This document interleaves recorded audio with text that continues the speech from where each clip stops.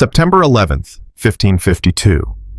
A 34-year-old widow named Eva Cece stood on a stone wall holding a cauldron of boiling oil and made a choice that would haunt her forever. Below, a man screamed as his face melted. She didn't look away.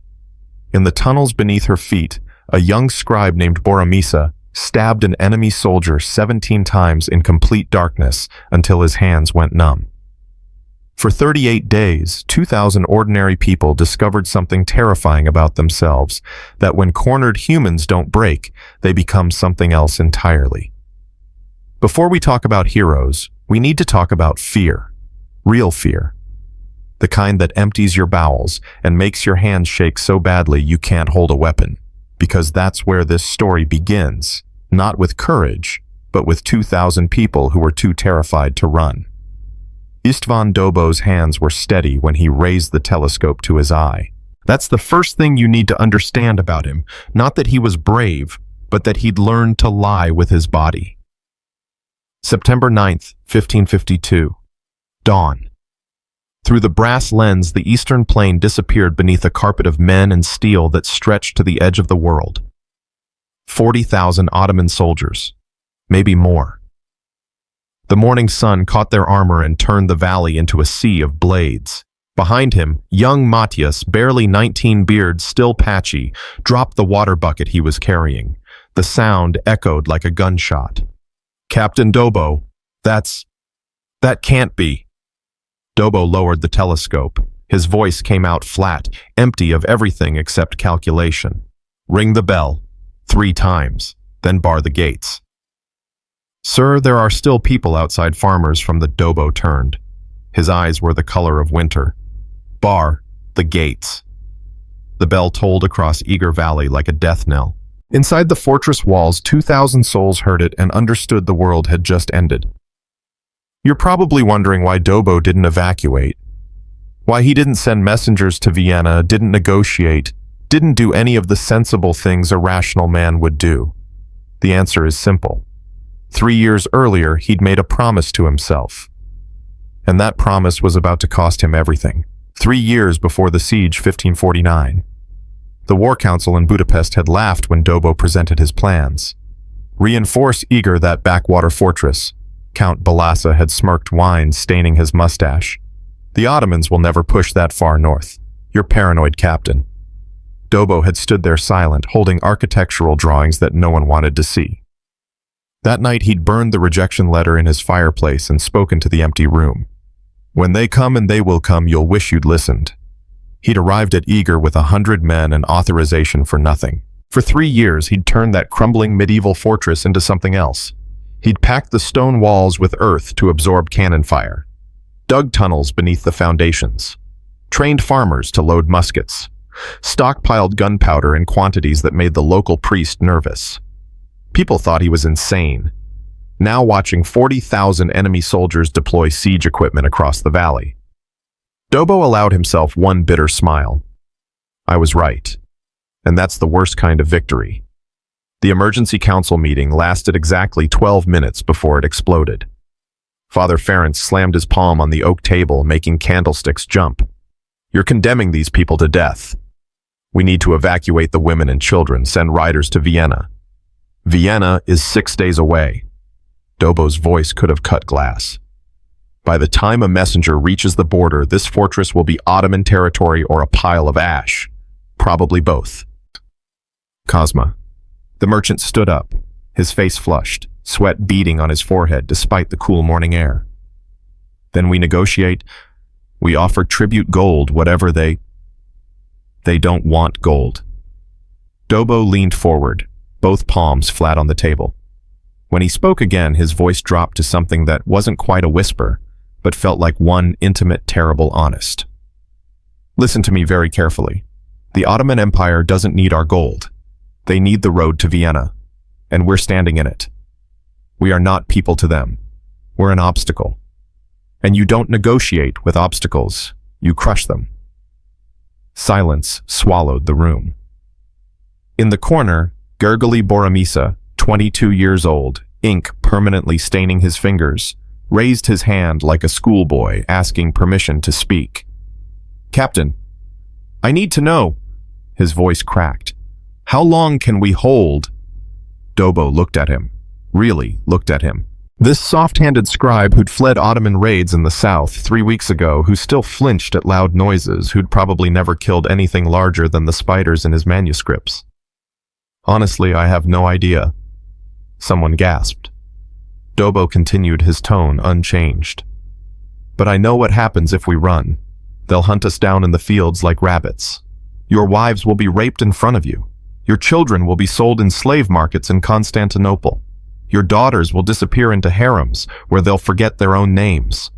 So we can die running, or we can die behind these walls, making them pay for every stone. He straightened up, his shadow falling across the map like a prophecy. Everyone in this room, soldiers, priests, merchants, farmers, you are now defenders of Eger. Not because you chose this, because history chose it for you.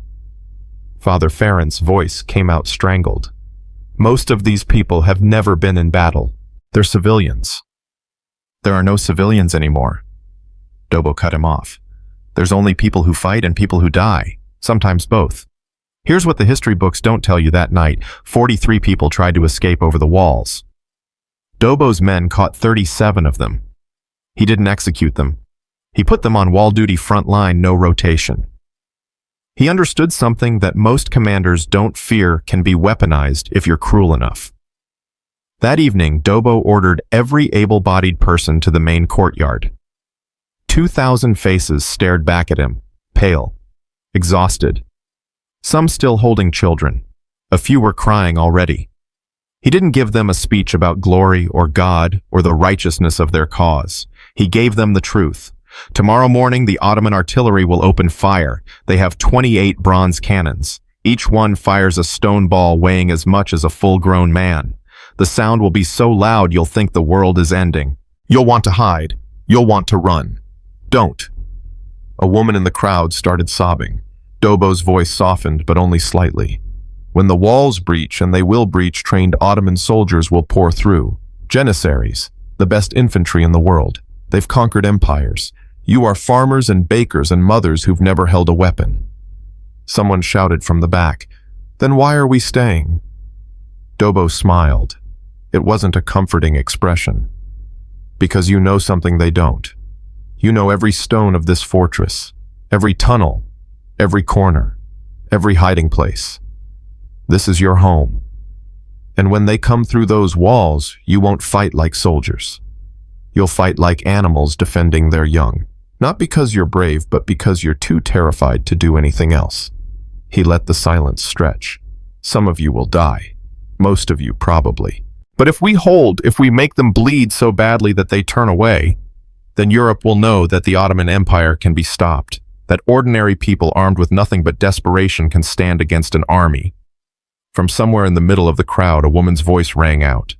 Clear, hard, unshakable. What do you need us to do? Eva Cece stepped forward. She was 34, widow of a Hungarian cavalry officer who died at the Battle of Mohács 2 years prior. But that's not the important part.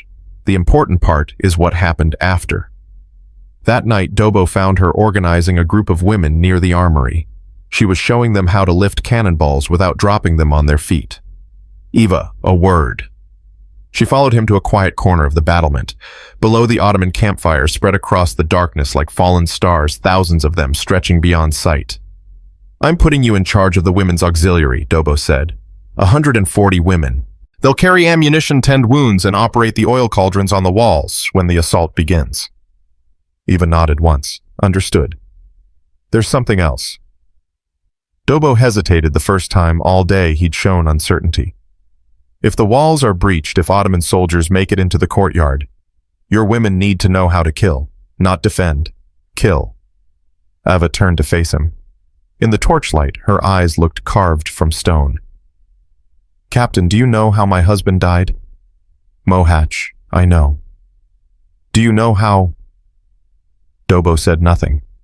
Eva's voice didn't waver, didn't break. It was the flatness that made it terrifying. The Ottomans don't kill quickly if they catch you alive. They captured the survivors and peeled their skin off, starting from the fingertips while they were still conscious. It took my husband 3 days to die. I know because they sent me pieces of him. 1 finger, every day, for 10 days. She held up her right hand, turning it in the firelight. I keep wondering which finger arrived first. Was it this one or this? I counted them so many times I can still feel them in my palm when I sleep. Dobó felt something cold crawl down his spine. Eva continued, her tone unchanged, conversational almost. So, when you ask me if I can teach women to kill Captain, understand that I've spent 2 years imagining what I would do if I ever faced an Ottoman soldier. I've imagined it in detail, obsessively, every night before I sleep. She smiled. It was the most disturbing thing Dobó had seen all day. Teaching them will be easy. The next 72 hours broke something fundamental in those 2,000 people. Not their will, their innocence. Because there's a difference between knowing violence exists and learning how to commit it. Eastern Courtyard. Day 1 of preparation. Eva stood before 40 women, ages ranging from 16 to 60. Most had never held anything heavier than a bread pan. Pick up the cauldron. A young girl, maybe 17, blonde hair braided, tried to lift the iron pot. It was empty and she could barely get it off the ground. I can't, it's too heavy. Eva walked over, gripped the cauldron with one hand and lifted it to shoulder height. It's not too heavy. You're too weak. We fix that. She set it down with a clang that echoed. Now fill it with stones. Not pebbles, stones. The size of your fist. Fill it halfway. The girl stared. How am I supposed to? Figure it out or die. Those are your options. Underground tunnel network. Day 1. Boromisa descended into darkness following Janos, the lead miner, a scarred, compact man who moved through the tunnels like water. The smell hit first damp earth mold and something else. Fear sweat. Lots of it. This is where you'll work, Janos said, gesturing at the narrow tunnel stretching into blackness. We're digging countermines. The Ottomans will tunnel under our walls, pack the chambers with gunpowder blow breaches. Our job is to find their tunnels first. And then what? Janos handed him a knife. Short blade, worn handle, the metal nicked from use. Then we go in and stop them. Boromisa looked at the knife, then at the tunnel, then back at the knife. I'm a scribe. I document history, I don't... You're dead is what you are. Janos's voice was flat. If you don't learn to use that, you'll die down here in the dark with Ottoman steel in your gut, so stop talking and start practicing. He pointed at a leather practice dummy hanging from the tunnel support. Stab it, like you mean it. Boromisa approached the dummy, raised the knife, stabbed. The blade barely penetrated. Janos sighed, walked over, and without warning slapped Boromisa hard across the face. Oh, what? Again, like the man you're stabbing just killed your mother, like he's going to rape your sister if you don't stop him. Again, Boromisa screamed, raw, wordless, and drove the knife in hard enough to punch through leather. Better, Janos said. Now do it 1,000 more times. By day 3 of preparation, something strange started happening. The crying stopped. People stopped asking if help was coming. They stopped talking about negotiation or escape. They just worked silently, obsessively, preparing for something they knew they couldn't survive. Psychologists have a term for this: anticipatory grief. You mourn yourself before you're dead. Night before the siege. Father Ferenc found Boromisa sitting alone in the empty chapel, staring at the knife Janos had given him. The blade was clean, but his hands were blistered from practice. Can't sleep either, the priest asked. Boromisa shook his head. I've been thinking about something, Boromisa said quietly. 3 weeks ago I was copying manuscripts in a monastery. My biggest problem was a leaky roof. Now I'm learning how to stab a man in the kidneys because that's the quickest way to make him stop fighting. He laughed, a hollow, broken sound. When does it stop feeling insane? Father Ferenc sat down beside him, his old knees creaking. It doesn't. That's the terrible secret, son. It never stops feeling insane. You just get used to ignoring the feeling. Did you ever kill anyone, Father? The priest's pause stretched too long. Yes, once, During the peasant revolts 30 years ago, I was younger than you. I told myself it was God's will that I was defending the church, that he would have killed me if I hadn't. His voice caught. I still see his face every time I close my eyes. Boromisa looked at him. Does God forgive that? Father Ferenc smiled sadly. I don't know, but I've spent 3 decades trying to earn it. Maybe that's the real penance, living with what you've done and trying to become someone worth forgiving. Outside, thunder rumbled, except it wasn't thunder. It was Ottoman siege cannons being moved into position. September 10th, 1552, late afternoon. A lone rider approached under a white flag. Dobó met him at the gate with 6 armed men. The Ottoman messenger was young, maybe 25, his Hungarian flawless with barely a trace of accent. Probably from Buda, one of the territories the Ottomans had conquered a decade ago. He unrolled a scroll and read in a clear, theatrical voice. To the commander of Eger fortress, Ali Pasha, servant of Sultan Suleiman the Magnificent, offers mercy. Surrender now, open your gates, and your people will be granted safe passage to Vienna. Resist, and every man, woman, and child within these walls will be impaled alive on stakes. You have until dawn tomorrow to decide. He rolled up the scroll and smiled, a practiced diplomatic expression. A generous offer. Yes, Ali Pasha is not a cruel man. He prefers not to waste lives unnecessarily. Dobó stared at him for a long moment. When he finally spoke, his voice was conversational, almost friendly. I have a message for Ali Pasha. Of course, Captain. I will relay. Tell him this. Dobó stepped closer, close enough that only the messenger could hear. Tell him that we are 2,000 farmers and fools who have forgotten how to run. Tell him that if he wants this fortress, he can pry it from our dead hands, and even then we'll hold on. The messenger's smile faded slightly. Dobó continued, his tone unchanged. And tell him one more thing. Tell him that when this is over, when the cannons stop and the smoke clears, Europe will remember Eger as the place where his army broke itself like waves against stone, where the myth of Ottoman invincibility died, where ordinary people proved that empires can bleed. The messenger's face had gone pale. Is that your final answer? Dobó smiled. It didn't reach his eyes. That's not an answer. That's a promise. That night, underground tunnels, Boromisa had been digging for 4 hours when Janos suddenly froze. Everyone stopped moving. In the silence there it was tap, tap, tap. Metal on stone. Rhythmic. Close. They're here, Janos whispered.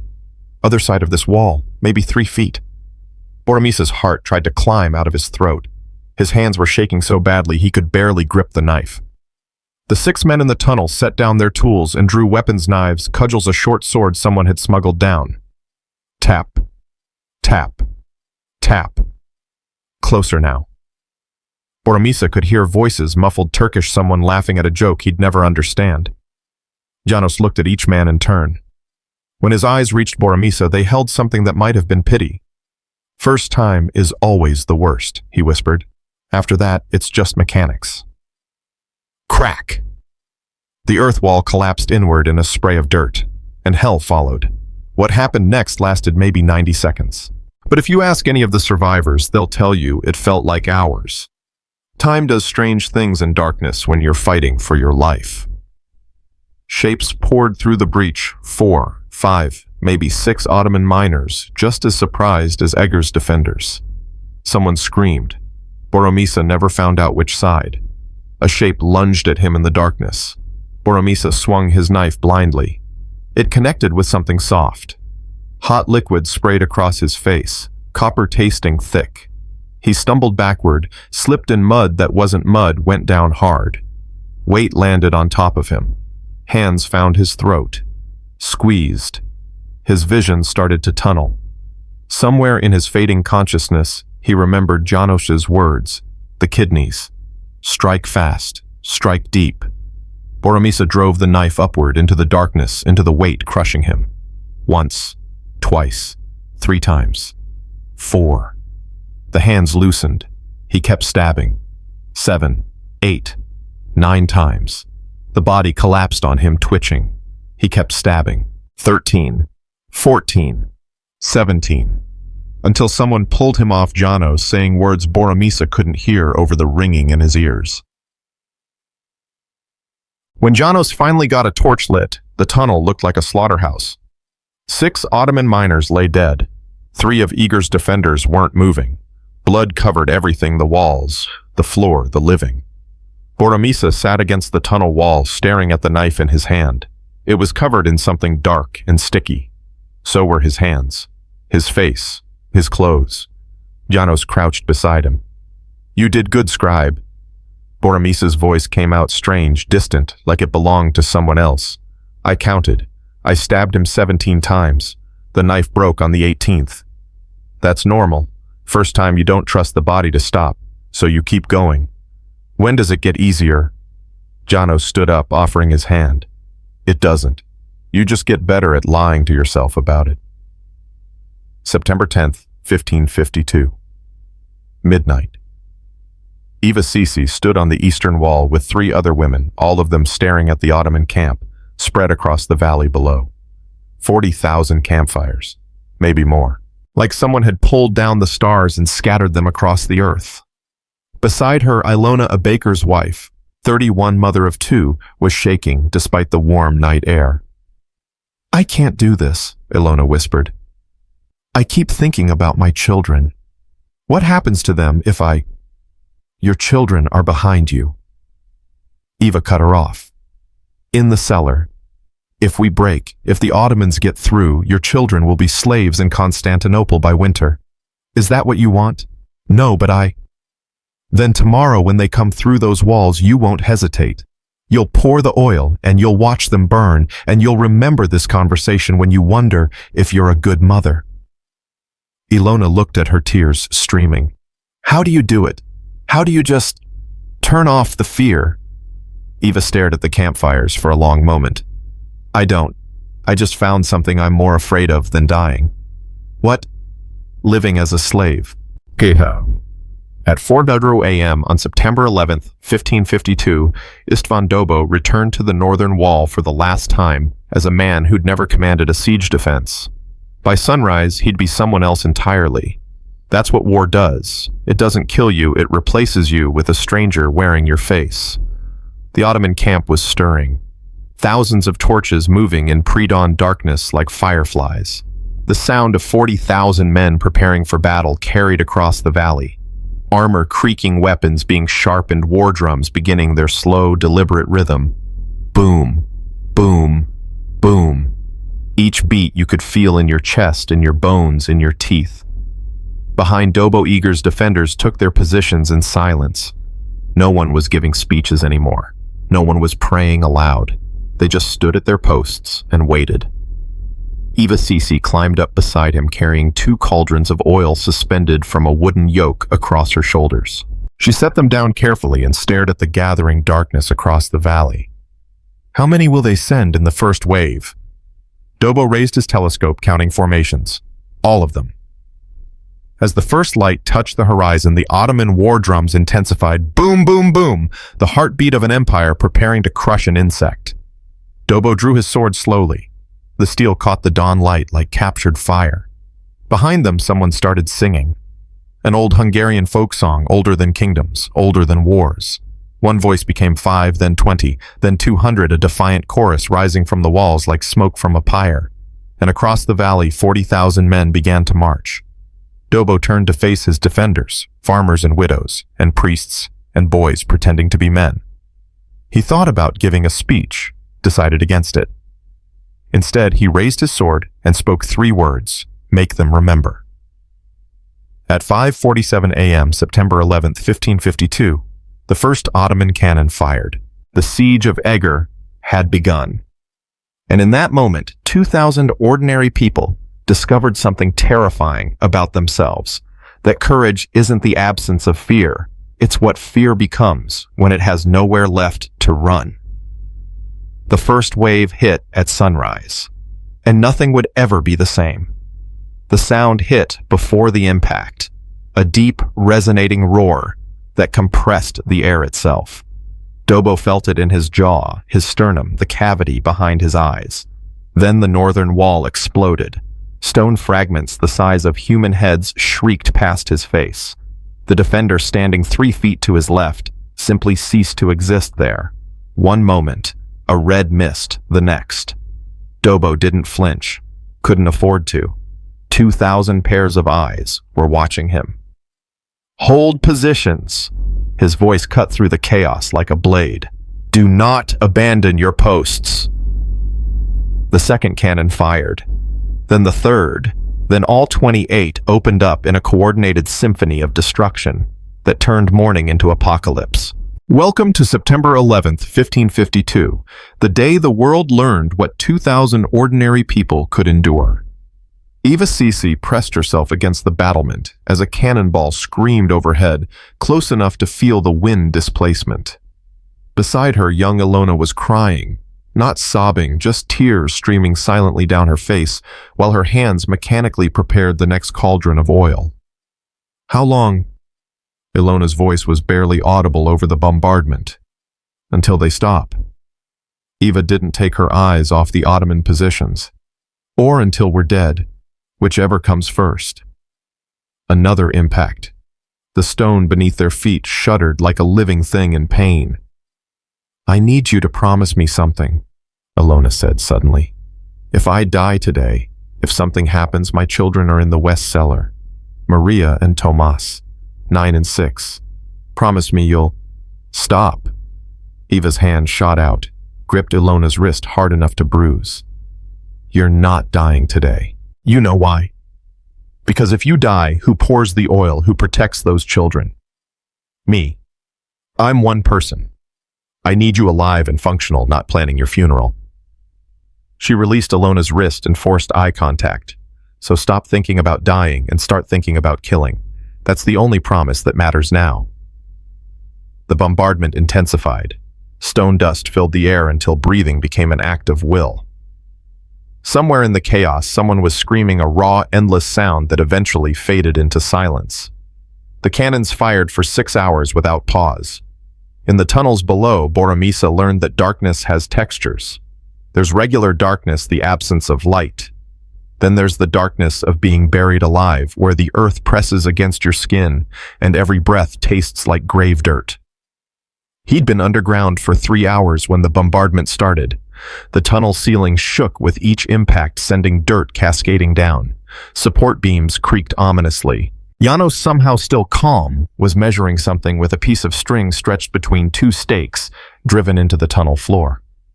"They're close," he muttered. "Very close. Hear that?" Boromisa listened. Behind the muffled thunder of artillery, there it was, tap, tap, tap. Methodical, getting louder. "That's their countermines," Janos continued, not looking up from his measurement. "They're doing exactly what we're doing, trying to find us before we find them. It's a race now." "What happens if they reach the wall foundations first?" Janos finally looked up. In the guttering torchlight, his scarred face looked carved from stone. "They pack the chamber with barrels of gunpowder, hundreds of pounds, light the fuse and collapse the tunnel behind them. Then..." He made a gesture, hands spreading outward, mimicking an explosion. "The wall comes down, and so does everything standing on it." Boromisa felt his stomach drop. "How do we stop them?" "We don't stop them. We kill them." The way Janos said it, flat factual, like discussing the weather, made it worse somehow. Another massive impact shook the tunnel. Dirt poured from the ceiling. One of the support beams cracked with a sound like a breaking bone. "We need to move," Janos said calmly. "This section's about to collapse. Grab your gear." As they crawled through the narrow passage toward a more stable section, Boromisa asked the question he'd been holding back. "How many times have you done this, fought underground like this?" Janos was quiet for so long that Boromisa thought he wouldn't answer. Then, enough times to know that the ones who survive aren't the bravest or the strongest. They're the ones who can turn off the part of their brain that asks questions and just move. Thought is the enemy down here. Instinct keeps you alive. They reached a junction where 3 tunnels met. Janos held up a hand, listening. Tap, tap, tap. This time it wasn't distant. It was right there, the other side of the earthen wall, maybe 2 feet away. Janos put his mouth next to Boromísa's ear and whispered so quietly it was almost imperceptible. When I breach this wall, you go through first. Fast. Don't think. Just stab anything that moves. Why me first? Because you're smaller, faster, and because if I'm wrong about where they are, I'd rather you die than me. Before Boromísa could process that brutal honesty, Janos raised his pickaxe and drove it through the wall. Earth collapsed inward. Torchlight from the other side. Voices shouting in Turkish. Now! Boromísa lunged through the opening and collided with a body an Ottoman miner, eyes wide with surprise, scrambling backward. Training overrode thought. Boromísa's knife found the man's throat before conscious decision entered the equation. Hot blood sprayed across his hands. The man made a choking sound and fell. Behind him, Janos and 2 other miners poured through, weapons flashing in the confined space. The Ottoman tunnel erupted into close-quarters brutality. No room for swordplay, just desperate stabbing and grappling in near darkness. It lasted maybe 40 seconds. When it ended, 5 Ottoman miners lay dead or dying. One of Eger's men, a farmer named Tibor who'd volunteered for tunnel duty 3 days ago, was curled against the wall, clutching his stomach where a blade had opened him. Am I going to die? Tibor's voice was surprisingly calm. Janos knelt beside him, examined the wound, and said nothing. That was answer enough. Tibor laughed, a wet, bubbling sound. My wife told me this was stupid. She was right. He coughed blood. Tell her I'm sorry about the goat, the one I sold last year. I gambled the money. She never knew. I'll tell her. Janos lied gently. Tibor died 90 seconds later. They left his body there, no time for burial, no space to carry corpses. As they crawled back toward Eger's tunnels, Boromísa realized his hands had stopped shaking. He wasn't sure if that was better or worse. The bombardment ended at 2:17 p.m. The silence was worse than the noise. Dobó stood on what remained of the northern wall, surveying the damage through eyes that stung from stone dust. 3 major breaches, gaps wide enough to drive a wagon through.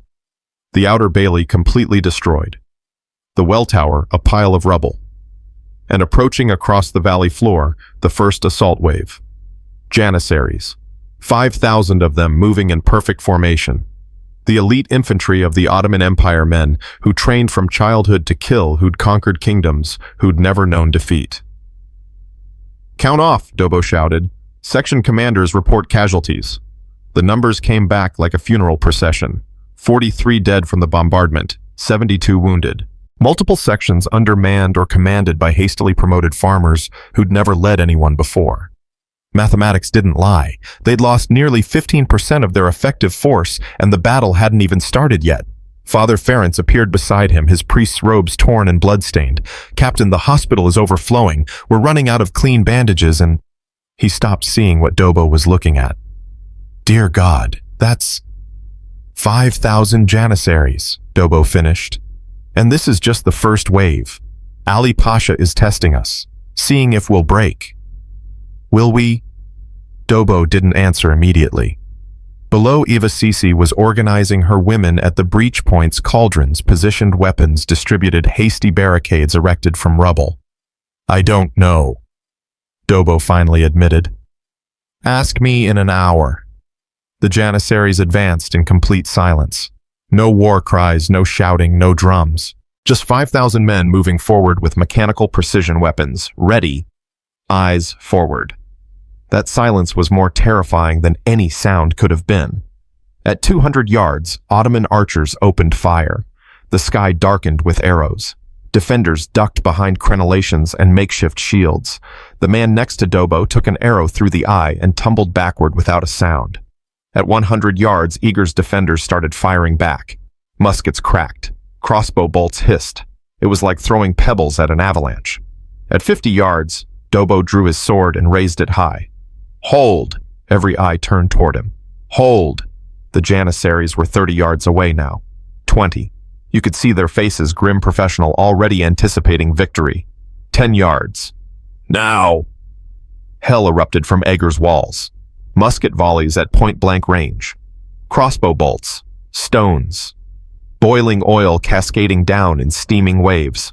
Defenders screaming not in fear but in fury and desperation in the pure animal rage of the cornered. The first rank of janissaries went down like wheat before a scythe. The second rank stepped over their bodies without breaking stride and hit the wall. Eva Cece stood at the main breach with Ilona and 6 other women. They'd positioned 3 cauldrons of boiling oil at the gap close enough to tip over when the enemy entered the kill zone. She could see them now, individual faces, individual men. Young, old, scarred, afraid, determined. Human beings about to die by her hand. "Remember your children," she said quietly to Ilona. The first janissary reached the breach. Now!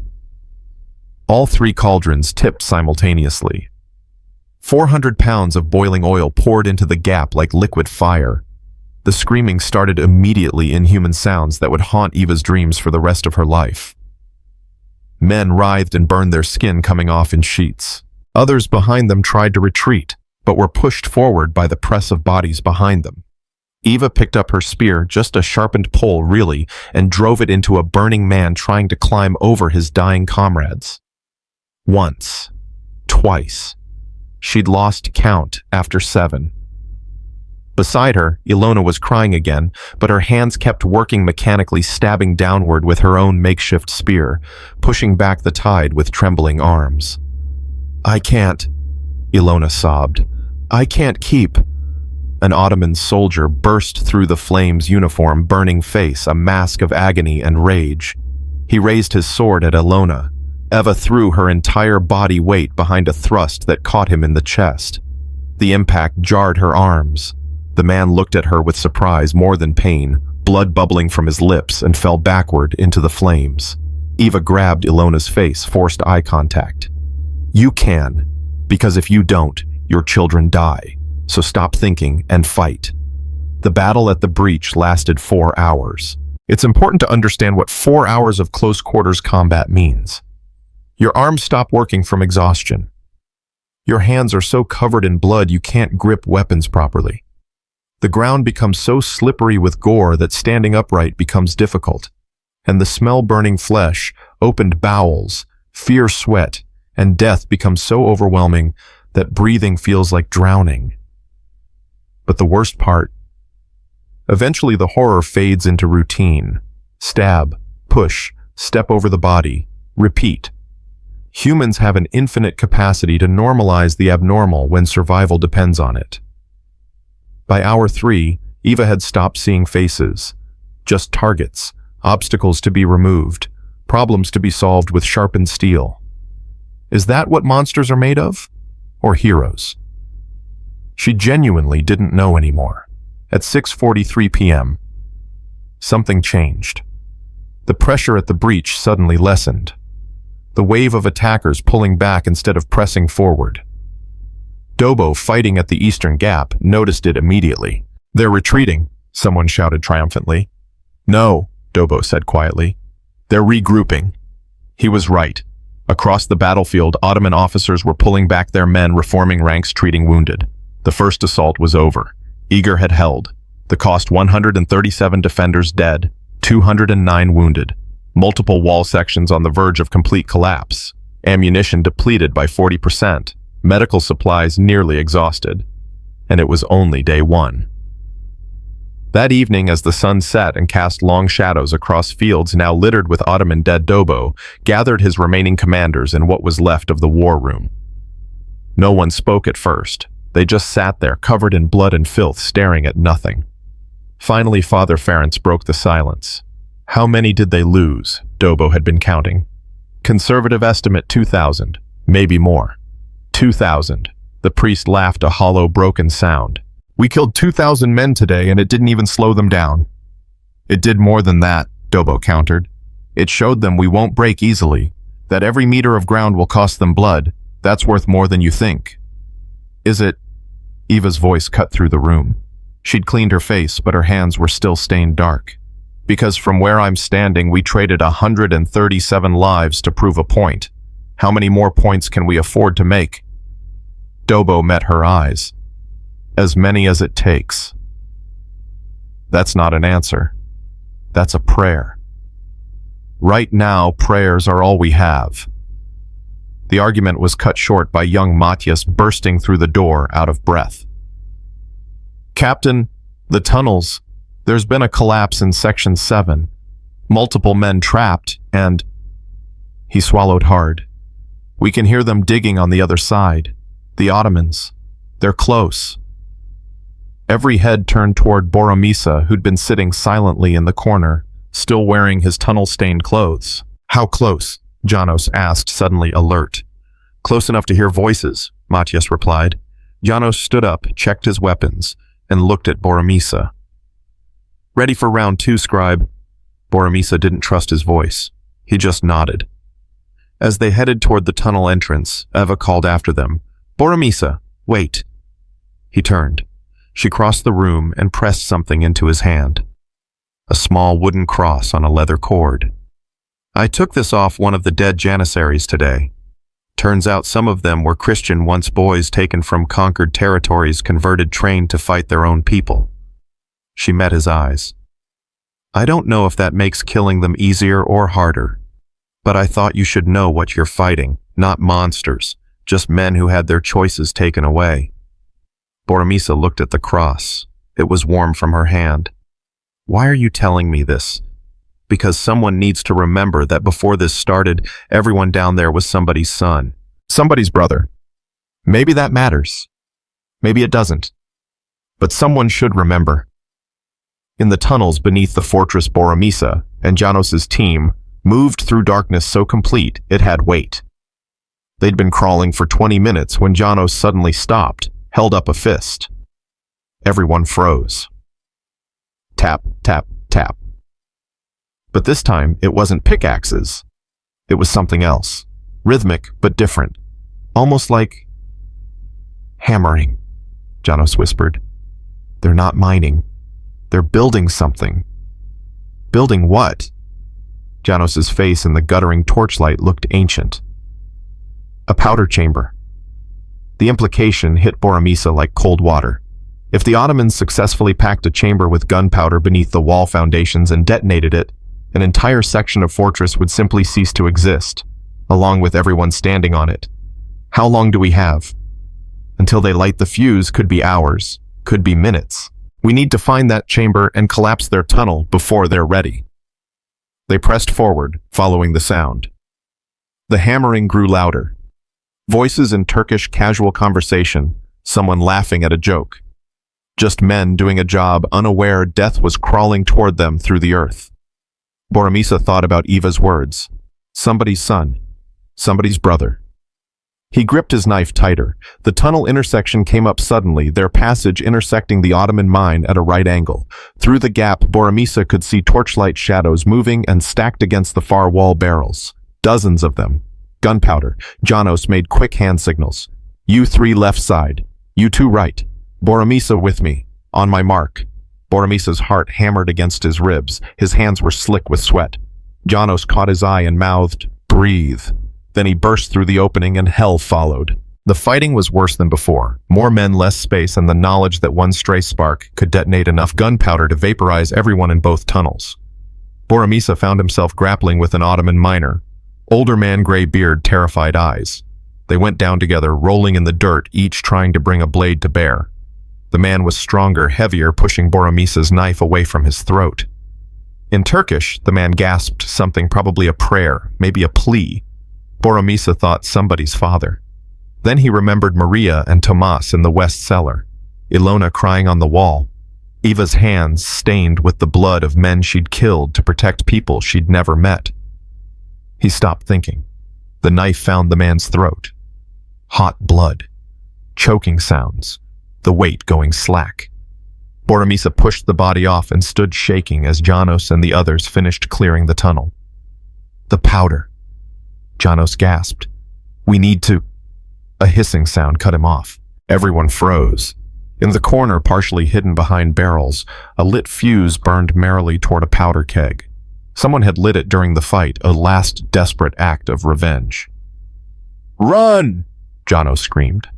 They ran, scrambling through the narrow tunnel, knees and elbows tearing on stone lungs, burning, the hissing sound chasing them like a living thing.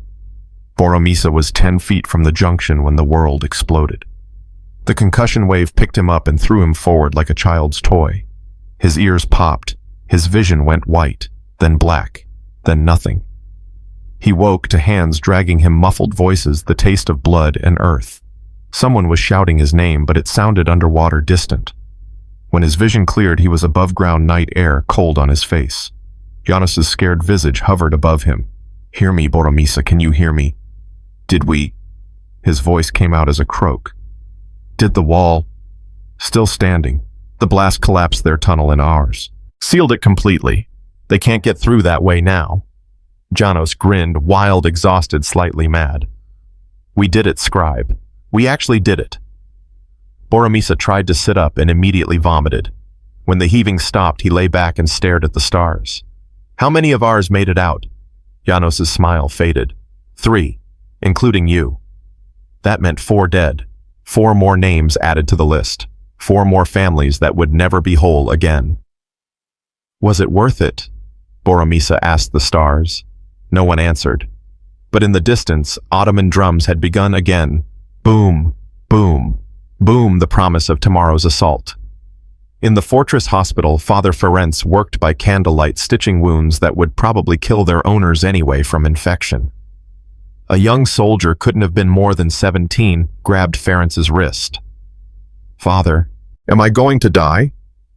Ferenc looked at the abdominal wound, at the pale face, at the blood soaking through bandages faster than they could be changed. "Yes, my son." The boy's grip tightened. "Will God forgive me? The things I did today. The men I killed."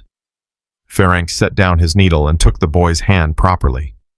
"Listen to me carefully. God understands war. He understands that sometimes good people must do terrible things. Your soul is not stained by defending your home." "How do you know?" "I don't," Ferenc admitted, "but I choose to believe it, because the alternative, that we're all damned for trying to survive, makes God a monster, and I can't worship a monster." The boy died 20 minutes later. Ferenc said the last rites over his body and moved to the next cot. By midnight, the hospital had run out of clean bandages. They started tearing apart linens, curtains, anything that could staunch bleeding. By 2:00 a.m., they ran out of places to put the dead. And the siege had only just begun. Dobó stood alone on the shattered northern wall, staring at the Ottoman camp spread across the valley like a galaxy of fallen stars. Tomorrow, they would come again. And the day after. And the day after that. Until Eger broke, or the Ottomans ran out of patience. He thought about Eva's question. How many more points can we afford to make? The honest answer? He had no idea. Behind him, footsteps. Eva Cece appeared carrying 2 cups of something that might have been wine or might have been vinegar, hard to tell in the darkness. "Couldn't sleep either." She offered him a cup. "Sleep is a luxury we lost today." He took the cup, drank, winced. Definitely vinegar. They stood in silence for a long moment, watching the enemy camp.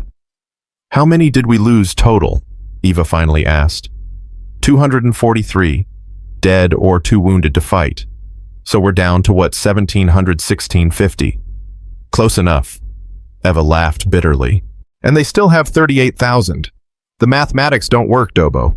Even if we kill 10 for every one we lose, we'll still run out of people first. Mathematics don't account for will, for desperation, for people who have nothing left to lose." Pretty words. But when the walls finally fall, and they will fall, those pretty words won't stop 40,000 men from pouring through. Dobó turned to look at her. In the moonlight, she looked carved from marble, beautiful and terrible and utterly exhausted. "Then we make sure that when they pour through, they step over so many of their dead that their boots never touch our ground. We make the cost so obscene that Ali Pasha starts questioning whether Vienna is worth this price. And if he doesn't question it, then we die. But Europe will remember what happened here. And sometimes memory is enough." Eva stared at him for a long moment, then raised her cup. "To memory, then. And to dying on our feet." They drank together in the darkness, while below them, the Ottoman drums continued their eternal rhythm, boom, boom, boom, counting down the hours until dawn. Somewhere in the fortress, a baby cried, life continuing despite everything ignorant and beautiful and doomed. The siege of Eger was 4 days old, 34 more to go, and already nothing human remained in any of them, only the shapes that fear and fury had carved from flesh that used to be ordinary people. That's the truth about war, that history books always miss. It doesn't kill you. It replaces you with something that can survive what you couldn't. And sometimes, survival is the cruelest punishment of all. Dawn came too quickly on September 12th, and with it, the realization that yesterday's horror had just been the warm-up. Dobó hadn't slept. Neither had most of the fortress. You could see it in their faces. Eyes hollowed out. Movements mechanical, that 1,000-yard stare of people who'd crossed a threshold they couldn't come back from. He was inspecting the northern breach when Matyas found him, the young soldier, moving with a limp he hadn't had yesterday. "Captain, you need to see this." They climbed to the highest remaining tower. What Dobó saw through his telescope made his stomach drop. The Ottoman camp had doubled overnight. "That's impossible," he muttered. "Where did they—" "Reinforcements from Buda," Matyas said quietly.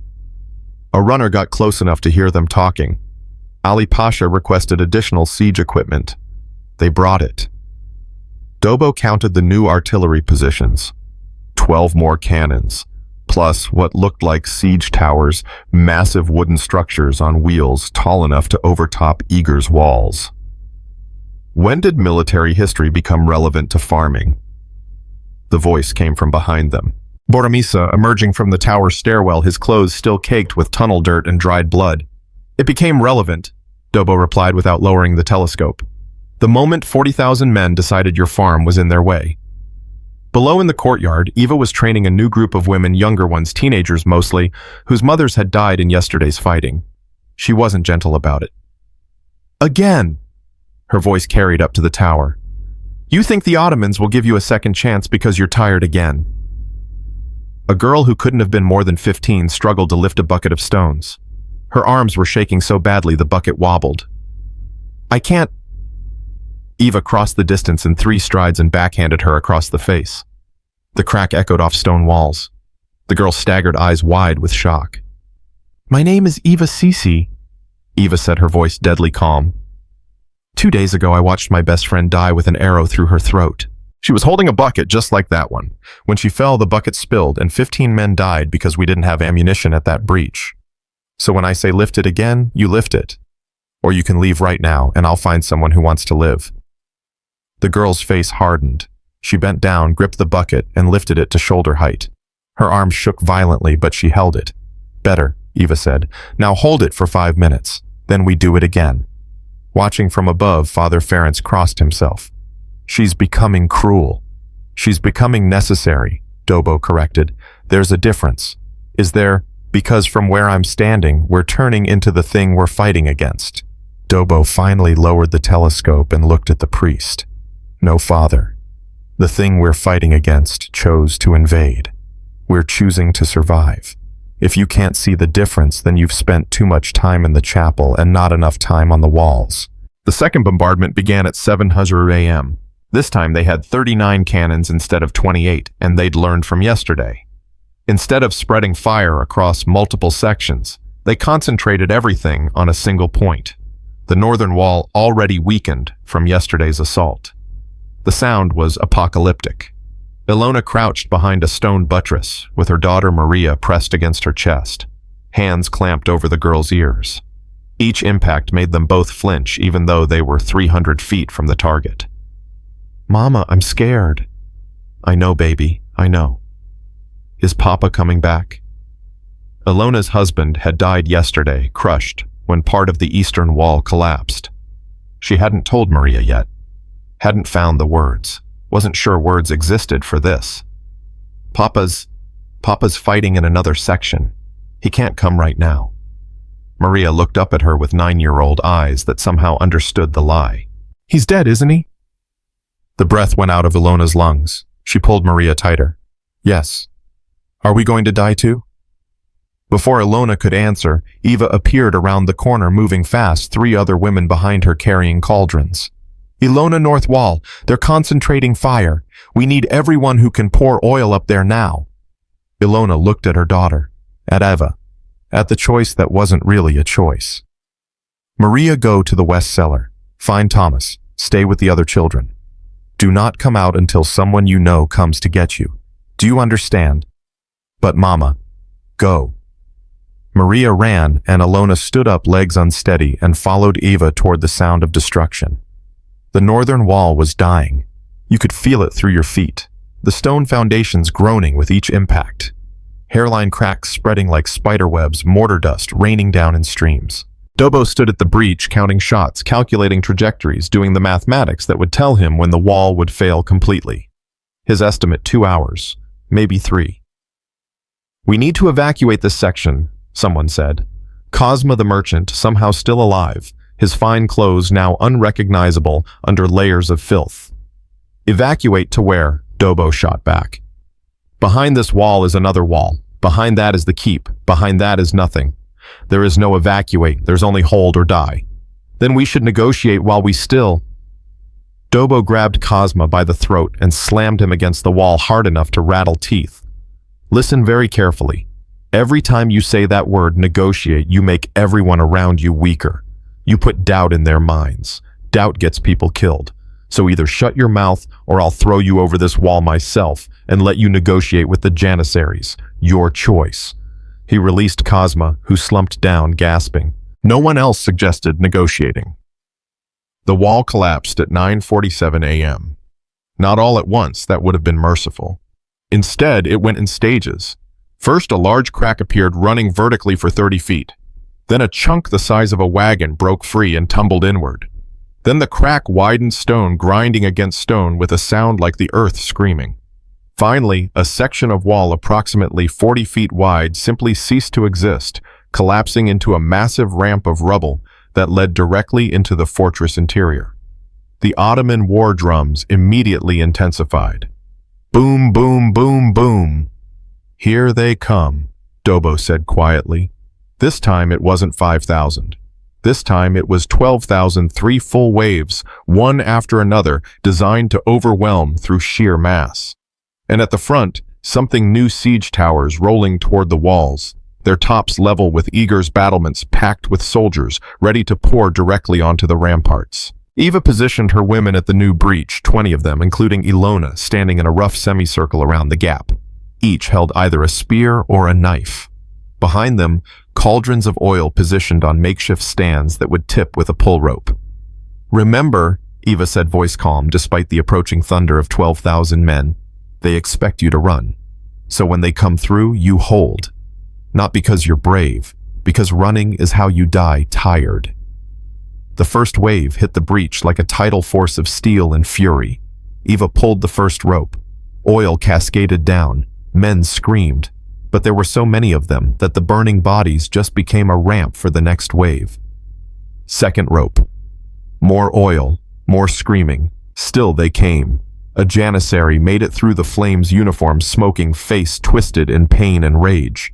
He swung his sword at Eva's head. She ducked under it, came up inside his guard, and drove her knife up under his ribs. Twisted, withdrew, moved to the next target. Muscle memory. Mechanical. Efficient. Beside her, Ilona was crying again while stabbing mechanically at anything that came through the gap. Tears streaming down her face, but her hands steady, working on autopilot while her mind went somewhere else entirely. That's the secret about sustained combat that no one talks about. Eventually, your body learns to fight while your consciousness checks out. Dissociation as survival mechanism. The siege towers reached the walls at 10:15 a.m. Soldiers on the ramparts suddenly found themselves facing horizontal bridges that dropped from the tower tops, creating instant pathways for Ottoman infantry to pour directly onto the fortifications. Boromisa, who'd been reassigned to wall defense after the tunnel explosion, found himself facing one such bridge. It slammed down 3 feet from where he stood, and janissaries poured across. The first one through the gap swung at his head. Boromisa barely got his sword up in time. The impact jarred his arms, nearly knocked the weapon from his hands. The Janissary was better trained, better equipped, better fed, better everything. This should have been over in seconds. But Boromisa had something the Janissary didn't. He'd already killed 7 men in the tunnels. He'd already discovered that part of himself that could turn off conscience and become pure function. He didn't fight skillfully. He fought desperately, all wild swings and cheap shots, going for eyes and throats and groins, fighting like someone with nothing to lose because that's exactly what he was. The Janissary went down with a knee to the groin and a sword through the throat. The next one came, and the next, and the next. By the time the wave finally broke, Boromisa was kneeling in blood that wasn't his own, gasping for air, his sword so slippery with gore he could barely hold it. Someone grabbed his shoulder. Janos, somehow still alive, grinning like a madman. "Still think being a scribe was boring?" Boromisa started laughing. Couldn't stop. Laughed until he was crying, until the laughter and crying blended into the same sound, until Janos slapped him hard enough to jar him back to sanity. "Get up. They're reforming for another push." The fighting continued without pause until 200 p.m. when the Ottomans finally pulled back for the second time. The cost this time, 312 defenders, dead or incapacitated. The fortress now had maybe 1,400 effective fighters remaining. The mathematics were becoming impossible to ignore. That afternoon, something strange happened in the hospital. Father Ferenc was treating a wounded Ottoman prisoner, a young soldier, maybe 20, who'd been captured during the breach fighting. He'd taken a spear through the leg and couldn't walk. As Ferenc cleaned the wound, the soldier spoke in broken Hungarian. Why you help me? I am enemy." Ferenc didn't look up from his work. "Because I'm a priest, and priests don't get to choose who needs help. In my army, they kill prisoners, save food. Then thank whatever god you pray to that you're not in your army anymore." The soldier was quiet for a long moment, watching Ferenc work. "My name is Mehmet. I am from village near Ankara. Army take me when I am 14. I have no choice." Ferenc's hands paused just for a second. "How old are you now?" 20. Maybe 21. I forget. "Do you want to be here fighting us?" Mehmet laughed bitterly. "Want no one ask what we want. Sultan say go, we go. Sultan say kill, we kill. That is life." Ferenc finished bandaging the wound and sat back. "I'm going to tell you something, Mehmet, and I want you to really hear it. Every man in this fortress, every farmer, every shopkeeper, every priest, we're all here because we were given a choice: submit or resist. We chose to resist.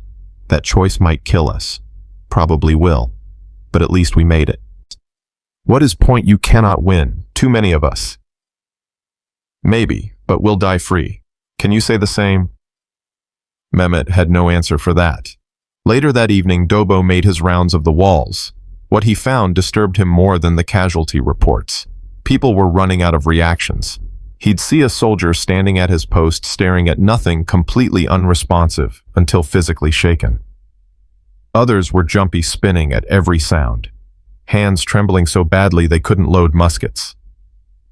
Combat fatigue, battle shock. Whatever you wanted to call it, it meant brains shutting down from stress overload. He found Eva sitting alone on a pile of rubble, staring at her hands. They were shaking uncontrollably. "How long have they been doing that?" he asked, sitting beside her. "Since this morning. Can't make them stop." "You need to rest."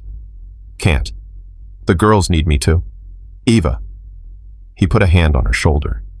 "If you break, they break. You understand? Your strength is the only thing keeping some of them functional. So I need you to rest. 2 hours. That's an order." She looked at him with eyes that had seen too much. "I can't sleep anymore. Every time I close my eyes, I see their faces. The men I killed. I see them burning, screaming. I smell it on my hands even though I've washed them 50 times. "I know." Do you really? Because you don't look haunted, Dobó. You look nothing, like all of this is just another day." He was quiet for a long moment. "You want to know my secret? I saved the breakdown for after, if there is an after. Right now, I put all of it, every face, every scream, every drop of blood into a box in my head.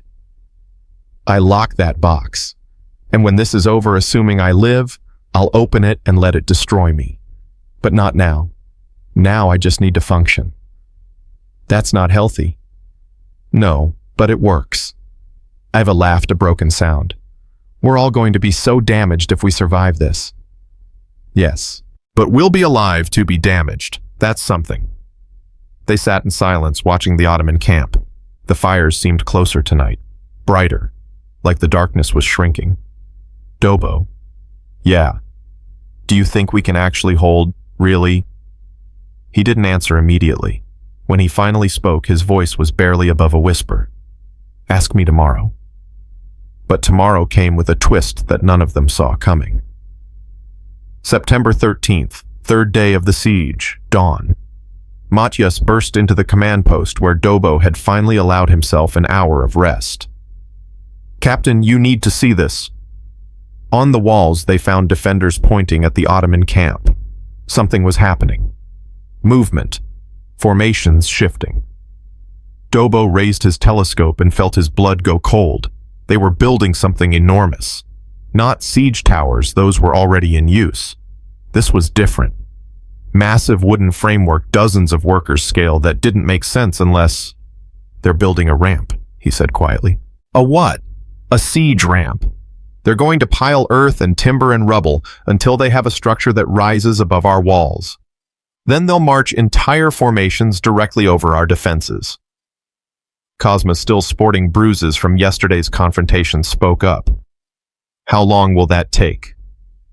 With the manpower they have, 3 days, maybe 4. So we have 4 days to what? Dobó spun on him. To magically create reinforcements, to rebuild walls faster than they can build ramps. We're trapped in a box while they build a staircase over us. There's no counter strategy. There's only hold until the staircase is done, then die when they walk over it. The silence that followed was suffocating. Eva broke it, her voice hard. Then we make those 4 days cost them everything. Every hour, every minute, we make them bleed until Ali Pasha starts questioning whether Vienna is worth this price. Poetic sentiment, Cosma muttered. But mathematics don't care about poetry. Eva walked up to him slowly. When she spoke, her voice could have cut glass. You know what I realized yesterday? The difference between people like you and people like me isn't courage. It's that I've already accepted I'm dead. I'm just negotiating the terms of my dying. You're still pretending survival is possible. That's why you're weak. She turned to address everyone on the wall. All of you, stop pretending this ends well. It doesn't. But we can make it mean something. We can be the story that Europe tells itself when the Ottomans come knocking. The farmers and mothers who stood against an empire and made it hurt. Someone in the crowd, one of the younger soldiers, raised his hand hesitantly. Is that supposed to make us feel better? Eva smiled grimly. No, it's supposed to make you angry, because anger is all we have left. The message worked. That night, something shifted in Eger's defenders. They stopped looking afraid and started looking dangerous. In the tunnels, Boromisa was helping collapse sections that might be used for Ottoman mining when he found something that changed everything. A side passage partially hidden that opened into a chamber he didn't recognize. And in that chamber, weapons. Lots of them. Old weapons covered in dust, but functional swords, spears, crossbows, and most importantly, 24 barrels of gunpowder forgotten or hidden decades ago. He ran to find Janos, who examined the discovery with growing excitement. This changes things. This gives us options. What kind of options? Janos grinned, that wild, slightly unhinged expression that Boromisa had learned to associate with terrible ideas that somehow worked. The kind where we stop defending and start attacking. That midnight, Dobó gathered a volunteer team of 30 men. Boromisa found himself among them, wondering when exactly he'd stopped being a scribe and become someone who volunteered for suicide missions.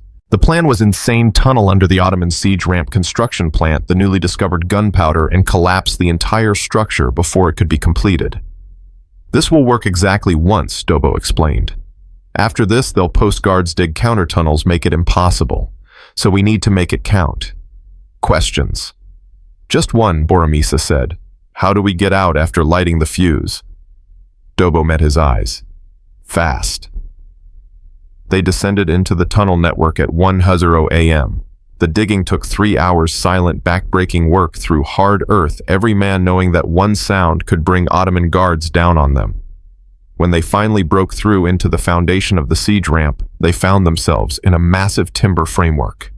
Support beams, the size of tree trunks, packed earth, and directly above them, the sound of Ottoman workers continuing construction, even at night. János directed the placement of powder kegs, strategic points that would bring down the maximum amount of structure. How long is the fuse? Boromisa whispered. 2 minutes. That's not enough time to... It's what we have. Move faster.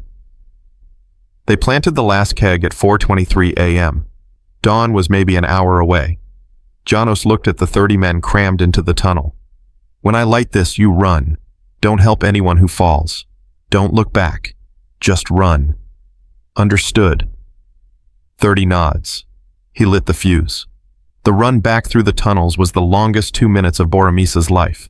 Men ahead of him, men behind him, all scrambling through darkness, the hissing of the fuse chasing them like a living thing. Someone tripped, went down. Boromisa jumped over him, kept running, heard the man scrambling to get up, falling behind. They burst out of the tunnel entrance 50 seconds before detonation.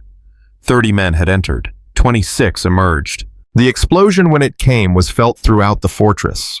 A massive section of the Ottoman siege ramp simply disintegrated, taking with it dozens of workers and months of timber and earth. The sound echoed across the valley like thunder.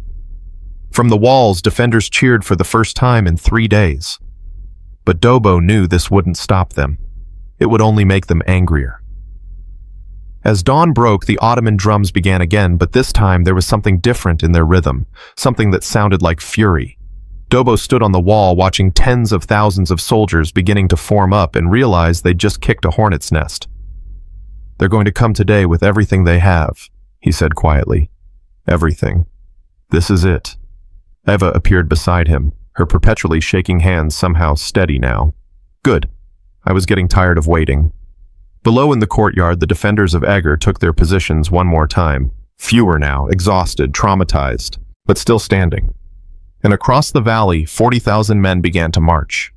The 4th day of the siege was about to begin, and everyone, defender and attacker alike, knew this was the day something would break. The only question was what? The assault began at 6:00 a.m., but it wasn't like the previous days. This time there was no probing, no testing of defenses, no measured approach. This was 40,000 men coming all at once from every direction simultaneously with the singular purpose of erasing Eger from existence. The cannons opened fire, all 39 of them, but instead of focusing on one section, they created a rolling barrage that moved across the fortress like the hand of an angry god. The message was clear. Ali Pasha had stopped caring about preserving the fortress. Now he just wanted everyone inside it dead. Dobó was on the eastern wall when the first wave hit the northern breach. He could see them coming, thousands upon thousands, a human tide that just kept flowing like water, finding every crack, every weakness. Brace positions. His voice was hoarse from 3 days of screaming orders over artillery fire. Do not give ground. But ground was being given. Had to be. The mathematics were finally catching up with them. Eva stood at what remained of the northern gate with 40 women and maybe 60 men, everyone who could still hold a weapon. The cauldrons were empty now. They'd run out of oil 2 hours ago. All they had left were spears, knives, and stones. The Janissaries came through the gap like a river through a broken dam. Eva killed the first one with a spear thrust to the throat, the second with a knife to the eye. The third she tackled off the wall, both of them falling 12 feet onto the rubble below. She landed on top, felt ribs crack under her knees, drove her knife down until the struggling stopped. Climbed back up. Killed the next one. Her hands had stopped shaking 2 days ago. Now they were just tools, efficient, mechanical. She'd become the thing she needed to be to survive. Beside her, Ilona fought with the quiet desperation of someone who'd already mentally said goodbye to her children. Each strike of her spear carried the weight of a mother who knew she'd never see 9-year-old Maria or 6-year-old Tomas grow up. "Eva," Ilona's voice cut through the chaos. "I need you to promise me something." Eva ducked under a sword swing, came up with her knife, finding kidney. "Not the time. If I die when I die." Ilona stabbed at another attacker. "Tell my children I love them. Tell them I died protecting them, not that I died scared. Please. You're not dying today. Promise me." A janissary broke through their line sword raised above Ilona's head. Eva saw it happening, as if underwater, too far, too slow, wouldn't make it in time. Then a crossbow bolt appeared in the janissary's chest. He stumbled confused, and Ilona drove her spear through his stomach. 20 feet away, Father Ferenc lowered a crossbow with shaking hands. The priest looked at the body, at his hands, at what he'd become, and vomited over the wall. Then he reloaded and shot another one. The fighting at the northern breach continued for 3 hours without pause. But slowly, inexorably, the defenders were being pushed back. Not from cowardice, from mathematics. You can't hold a line when the enemy has 20 bodies to replace everyone you kill. By 9 a.m., the Ottomans had taken the entire northern section. By 10 a.m., they'd established positions inside the fortress itself. By 11 a.m., Eger's defenders had been compressed into the central keep and courtyard, maybe 1,000 people now surrounded on 3 sides, with nowhere left to retreat. Dobó gathered his remaining commanders in what was left of the war room. Eva was there, covered head to toe in blood. Boromisa somehow still alive, one arm wrapped in makeshift bandages. Father Ferenc, his priest's collar abandoned, looking like a man who'd just killed his faith along with his enemies. Janos grinning despite missing 3 teeth. And Cosma, who'd finally stopped talking about negotiation and started fighting with the quiet efficiency of someone who'd accepted his death. "Status," Dobó said simply. "East wall is gone," Janos reported. "West wall holding but barely. We've got maybe 800 effective fighters left. Ammunition is nearly exhausted. Medical supplies are gone. Food for maybe 2 more days if we ration. Water. The well tower collapsed yesterday. We're collecting rainwater and blood." Someone laughed at that, a high, slightly hysterical sound. No one could tell who. Dobó looked at each face in turn. "I need to know. Right now. Honest assessment. Can we hold?" The silence stretched. Finally, Eva spoke. "No. Just that. One word. Flat. Honest." "How long?" Dobó asked. 2 days. Maybe 3 if they get cautious. But we can't hold. Not against these numbers. Not anymore. Father Ferenc cleared his throat. Then shouldn't we consider?" "Don't." Dobó's voice was ice. "Don't say that word. Because once we say it, it becomes real. And I need everyone in this fortress to believe, genuinely believe, that we can hold. The moment they sense we've given up, it's over." "But if we can't actually hold," Cosma started, "then we hold anyway." Dobó slammed his fist on the table. "We hold because that's what we said we'd do. We hold because every day we hold is another day. Vienna has to prepare. We hold because if we don't, everything we've sacrificed means nothing." He was breathing hard now, the careful control finally cracking. "Do you understand what we've become? We're not defending Eger anymore. We're defending the idea that ordinary people can stand against empires. That's bigger than this fortress. Bigger than our lives. So yes, we're going to lose. Probably we're all going to die. But we're going to lose so spectacularly, so defiantly, that 300 years from now, people will still tell this story." Eva stood up slowly, walked to the window, looked out at the Ottoman forces surrounding them on every side. "Then we should do something they'll really remember." Everyone turned to look at her. "Tonight," she continued, still staring out the window, "we sortie. All of us. Every person who can hold a weapon. We pour out of this fortress like demons and hit them where they're not expecting it. Their command tent. Kill Ali Pasha if we can. And if we can't, We at least show them that even trapped, even dying, we still have teeth. That's suicide, Cosma said flatly. No, Boromisa said quietly. Everyone looked at him. That's legend. That's the story. The night Eger's defenders stopped being victims and became wolves. Dobbo stared at Eva for a long moment. Then slowly he smiled. When midnight, new moon, maximum darkness, they'll be expecting something after that tunnel explosion. Let them. We're not trying to win. We're trying to be unforgettable. The plan was insane, which meant it fit perfectly with everything else they'd done.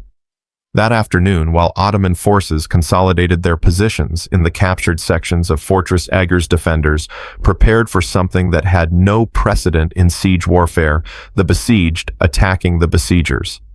Eva gathered her remaining women, maybe 80, now, the survivors of 3 days that felt like 3 lifetimes. Tonight, we're going to do something no one expects. We're going to stop defending and start killing. Not because it'll save us, it won't. But because I want Ali Pasha to wake up screaming from nightmares about Hungarian women for the rest of his life. She held up a knife. Ordinary kitchen knife, nothing special. This was my mother's. She used it to cut bread, make stew. Normal things. 3 days ago, I used it to kill my first man. Yesterday, I stopped counting. Tonight, I'm going to walk into the Ottoman camp and keep killing until they kill me. Who's with me? Every hand went up. In the hospital now, just a corner of the courtyard with blood-stained sheets and dying people, Father Ferenc administered last rites to a young soldier who couldn't have been more than 16. Father, the boy whispered, will God forgive me? The things I've done. Ferenc took the boy's hand. His own hands were stained with blood that wouldn't wash out. I don't know anymore. I used to think I understood God. Now I think God is as confused as we are about what's happening here. That's not very comforting. No, but it's honest. Ferenc paused. You want to know what I really think I think? If there's a God, he's weeping. Not judging. Just weeping. For all of us. Defender and attacker alike. For what we've had to become to survive. The boy died 20 minutes later. Ferenc said the same words he'd said over 400 bodies in 3 days. The words were starting to feel hollow. Later he found Mehmet, the Ottoman prisoner, still in the hospital corner where they'd kept him. You should go, Ferenc said in his broken Turkish. Tonight, when everyone is distracted, you run. We will not stop you. Mehmet looked at him with eyes that had seen too much for 20 years. Where I run to Ottoman army, kill me for being captured. You kill me for being Ottoman. Is no safe. Then what will you do? Mehmet smiled sadly. I think I stay.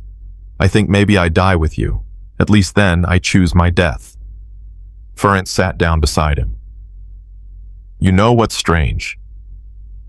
3 days ago, I would have called you my enemy. Now you're just another person trapped in the same nightmare. When did that change?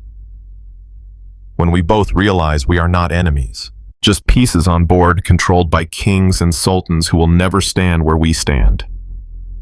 They sat in silence watching the preparations for the night sortie. As dusk fell, Dobbo made his final rounds. He found Boromisa in the tunnel entrance staring into the darkness. You don't have to go tonight, Dobbo said. You've done enough. Have I? Because from where I'm standing, I haven't done anything except survive. That's not enough anymore. Survival is victory. That's all it's ever been. Boromisa turned to face him. In 3 days, the soft-handed scribe had become something else entirely. His eyes had that 1,000-yard stare of someone who'd seen hell and walked back. You want to know what I realized down there in the tunnels? When I killed that man in the dark, I realized that I'm not a good person, pretending to be a warrior. I'm a warrior who used to pretend to be a good person. And I don't know which version is the real me anymore. Does it matter? It should. Shouldn't it? Dobbo put a hand on his shoulder. When this is over, if any of us survive, we'll have the rest of our lives to figure out who we are. But tonight, I need you to be whatever version of yourself can walk into that camp and come back alive. At 11:00 p.m., they gathered in the courtyard. 400 volunteers, everyone who could still walk and hold a weapon.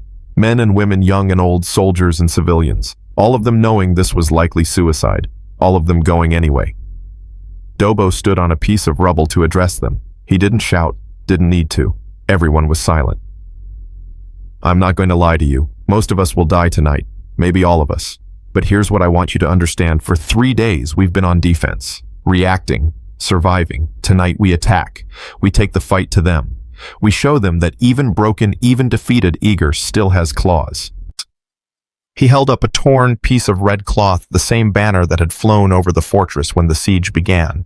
We're not fighting for this anymore. The fortress is lost. We're fighting for memory, for the story, for every person in Europe who'll hear about this and think, if they could stand, maybe I can too. He tied the cloth around his arm. Tonight we wear red, so they know who we are. So there's no hiding, no pretending. We are Eger, and we do not surrender. 400 voices echoed back, we do not surrender.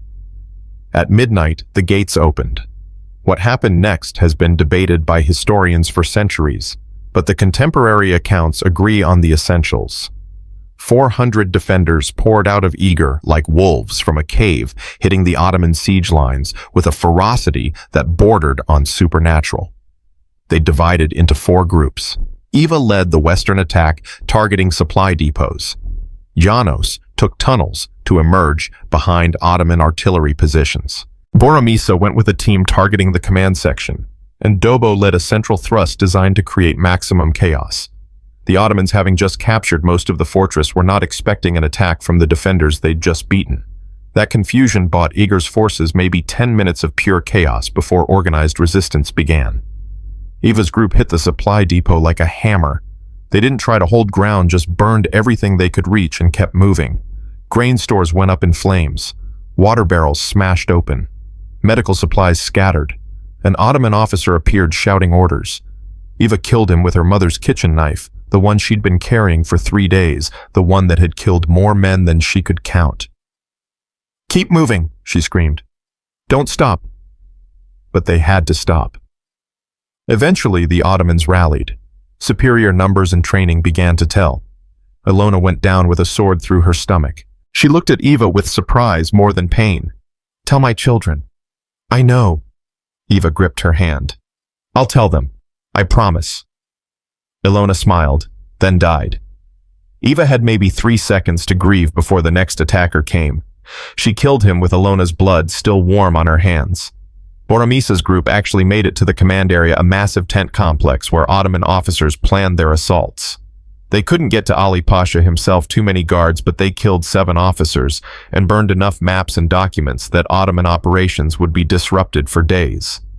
The cost half his team dead, including János, who took an arrow through the throat while covering their retreat. He died, still grinning. Dobó's central thrust penetrated deepest into the Ottoman lines. For maybe 20 minutes, they created pure chaos, killing, burning, destroying everything they could reach. Then, the Ottomans surrounded them.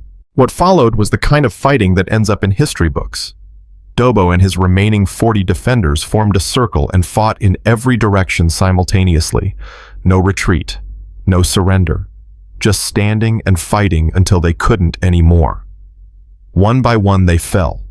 Cosma the merchant, who'd finally found his courage, died, taking 3 janissaries with him.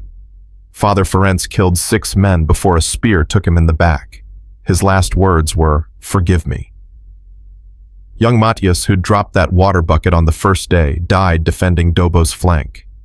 By 2:00 a.m., maybe 100 of the 400 sortie forces made it back to Eger. Eva was one of them, covered in wounds, but still standing. Boromisa limped back with his arm nearly severed. Dobó returned carrying 3 arrows in his body that somehow hadn't hit anything vital. They'd lost 300 people. But the Ottoman camp was in flames. Supply depots destroyed. Command structure disrupted. And most importantly, Ali Pasha now knew that Eger couldn't be taken lightly. As dawn broke on the 5th day, something extraordinary happened. The Ottoman drums stopped. For the first time in 5 days, silence fell over the valley. Dobó, barely conscious from blood loss, was helped to the wall. What he saw made him laugh, a painful wheezing sound. The Ottomans were pulling back, not retreating, repositioning, creating distance, building defensive positions around their own camp. They'd been frightened. "We did it," Eva whispered, standing beside him. "We actually scared them." "For now," Dobó coughed blood. "They'll come again, maybe tomorrow, maybe next week, but they'll come. Then we'll be here." He looked at her, this woman who'd poured boiling oil on human beings, who'd killed with a kitchen knife, who'd become something terrible and necessary to survive. "Eva, listen to me. I'm not going to make it. These arrows..."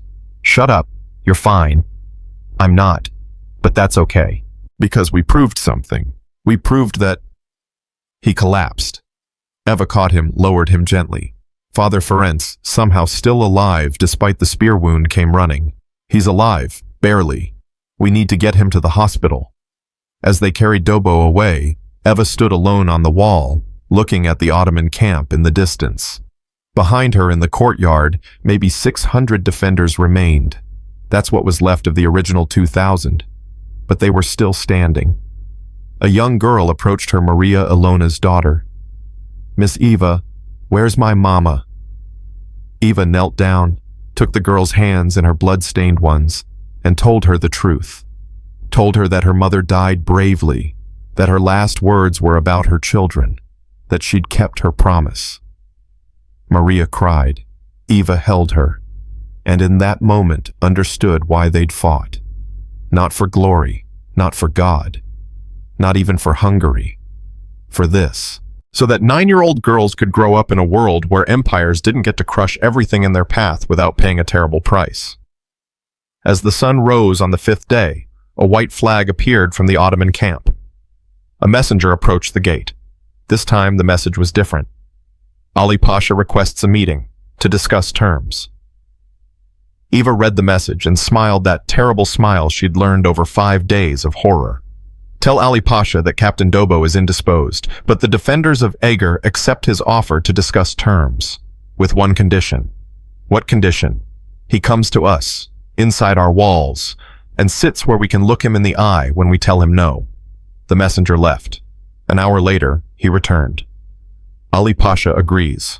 Tomorrow at noon. He will come with 10 guards. You may have 10 as well."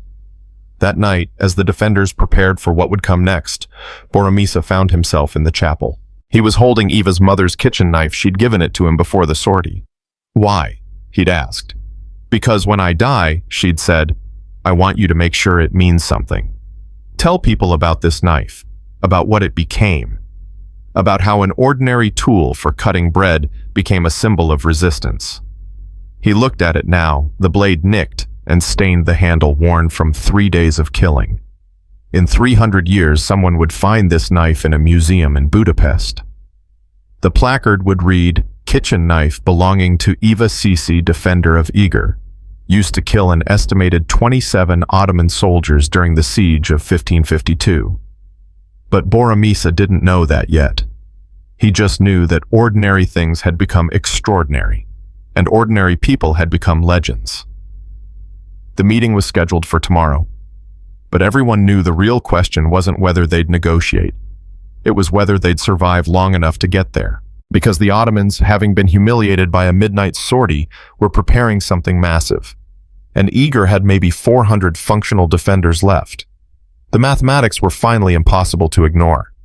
But mathematics don't account for will, for desperation, for 400 people who'd already died inside and were just waiting for their bodies to catch up. Tomorrow, everything would change, again.